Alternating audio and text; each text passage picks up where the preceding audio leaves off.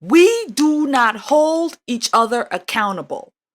And the second you call it out and you say this or you say that in reference to what's going on, they call you a Tom. They call you a sellout. They call you, what else? A white supremacist. They call you all of these things, that you're out here working for the white man and you're constantly bringing down the black people. When you look at what's happening across this country in reference to what is going on in these neighborhoods through the hands of black people in their own community, but nobody wants to hold them accountable in reference to all of this.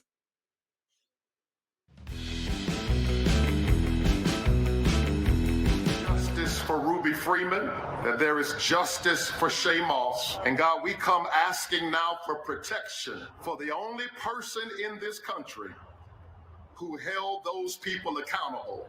Faith leaders organized this prayer vigil to cover and protect Fulton County District Attorney Fani Willis, a DA who has come under threats of violence and racial attacks for investigating former President Donald Trump. Those supporters called Willis courageous and the finest DA in the nation. But those who gathered here prayed for everyone. Our prayer is not only for Donald Trump, but for those who, knowing the big lie, continue to follow the lie. But back at Liberty Plaza, one speaker asked for Governor Kemp to intervene. Today we asked the governor. He said the election in Georgia wasn't stolen. Well, if it wasn't stolen, you need to announce that you will not support any effort to get rid of the prosecutor of Fulton. So, as a disclaimer, I really need to say that that video of these so-called pastors out here protesting or press conferencing for the, how did he put it? She the best district attorney in the world, in America. She the best.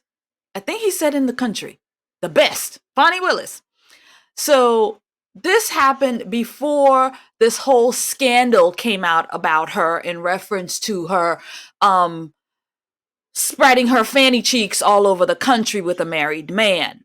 So, but we also know that that didn't even bother the church, because after those things came out, there were about 2 or 3 different churches that actually it was 3, because I covered them on this channel, and you can find those videos somewhere in this channel, where those pastors came out and in support of her after the scandal broke that she was getting her fanny slapped all over the country with another woman's husband.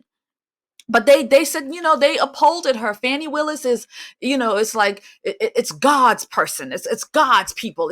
She's just a daughter of the Christ. She's just a daughter of the King. And she's just a daughter of the King, and she can do no wrong. And so this is what I'm saying. Like, these people came out here sitting in the hot sun, protesting, got their stuff going on, praying for this woman. And there's nothing wrong with prayer, because I believe that Fani Willis does need all the prayer that she can get.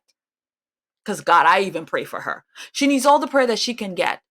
But the way they come out here, raging on in the front of microphones, in front of the media about this holy woman, and that her deeds have been good, it's ridiculous. And again, it's a disgrace of the church, because the church is condoning, shall I say it, sin.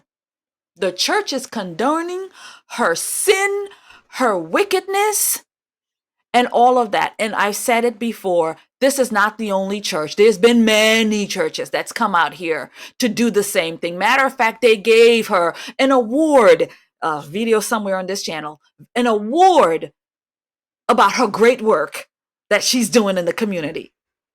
It's really sad. Again, there is no institution to say, something, that was wrong. Something, daughter of Christ, maybe you shouldn't be opening up your legs all over the country and expecting the taxpayers to pay for these things. Daughter of Christ, you shouldn't be doing that. That is a sinful thing, Jezebel. Jezebel. Fani?